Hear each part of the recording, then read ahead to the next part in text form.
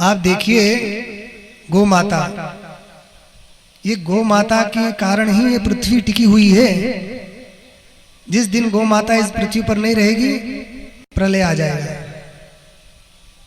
गोभीर विप्रेष्ट वेदेश्च सती भी सत्यवाद भी और अलुब्धेर दानशीलेश्च सप्तभिर धार्यते मही। इन सातों के द्वारा ये पृथ्वी धारण की गई है। उसमें गो का नाम है, गो माता। इनकी सेवा होनी चाहिए। जो गो माता की सेवा करता है उसको संसार में जितने भी पुण्य हैं, जो सत्कर्म है, वो सारे सत्कर्म करने का फल उनको मिल जाता है।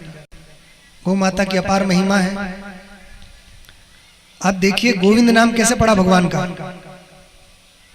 जो गौ माता है आदि गौ सुरभि, वे आई जब भगवान ने गोवर्धन धारण किया। फिर उसके बाद भगवान विराजमान थे तो इंद्र भी आए, गौ माता भी आई और उन्होंने कहा कि जिस प्रकार ये देवताओं के इंद्र हैं पुरंदर, उसी प्रकार आप हमारे, हम गौओं के इंद्र हैं। इंद्र मतलब राजा, इसलिए आज से आपका नाम गोविंद होगा। तो गौ माता ने भगवान का नाम गोविंद किया। बोलो गोविंद भगवान की। तो ये गोविंद नाम कैसे पड़ा? गौ माता की रक्षा के लिए। इसलिए प्रत्येक सनातनी का ये कर्तव्य है कि हम सबको गौ माता की रक्षा करनी चाहिए। जहां जहां गौ का बात आ जाए तुरंत खड़ा हो जाना चाहिए। गौ सेवा के लिए असत्य भी बोलना पड़े तो भी उसको पाप की श्रेणी में नहीं गिना गया है, ऐसा शास्त्र का वचन है। आप देखिए हमारे गुरुदेव जगत गुरु जी महाराज, ब्रह्मलीन जगत गुरु शंकराचार्य जी महाराज ने गौ हत्या बंदी के लिए अनेक आंदोलन किए, अनेक वर्षों तक संघर्ष किया। यहाँ तक कि कलकत्ता में लाठियां भी खाई पुलिस की। और करपात्री जी महाराज के साथ मिलकर भी महाराज जी ने बड़े काम किए।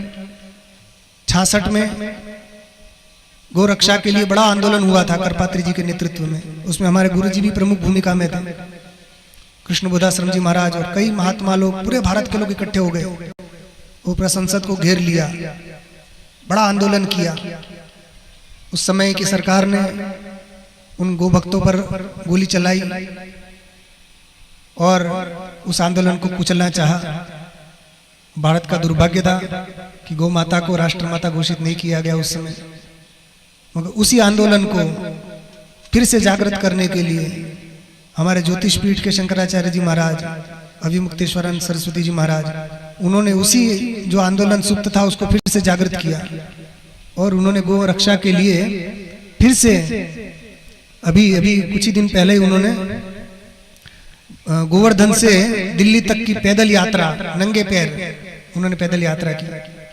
क्योंकि गौ माता को राष्ट्र माता घोषित किया जाए, इस मांग को लेकर गौ माता राष्ट्र माता घोषित हो और गौ हत्या यदि कोई भी करता है उसको कठोर से कठोर दंड मिलना चाहिए।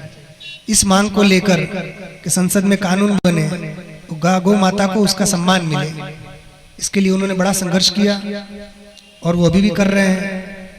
तो हम सब भी चाहते हैं कि गौ माता राष्ट्र माता घोषित हो।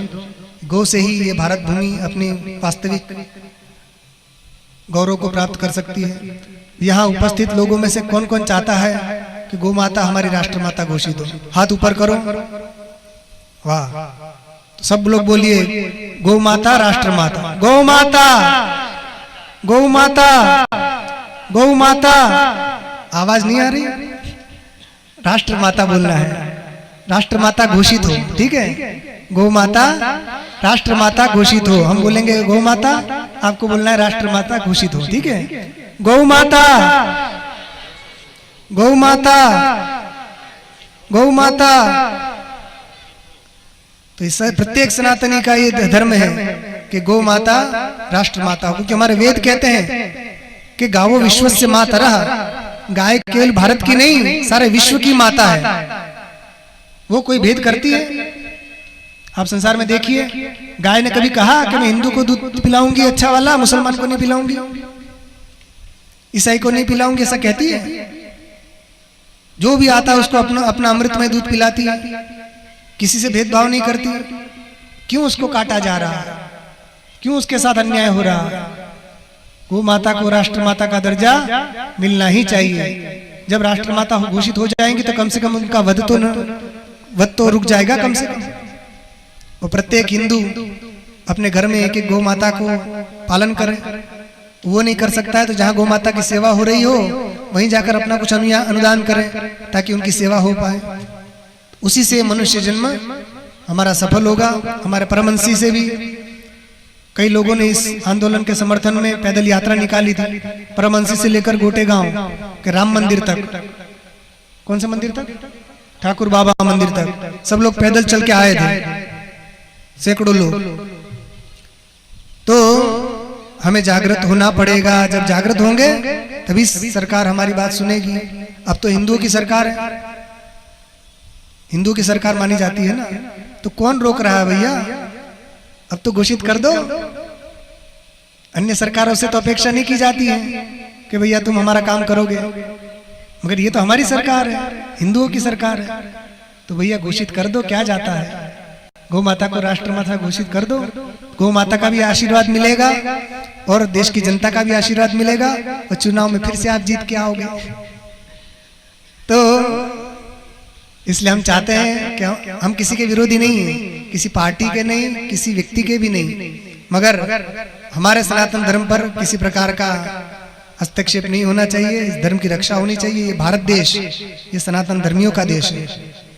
हम किसी के साथ अन्याय नहीं करते, सब रहिए इसमें, मगर हमारे धर्म के प्रति आप यदि असहिष्णुता दिखाएंगे, इसके प्रति आप अनादर दिखाएंगे, ये सहन नहीं होगा।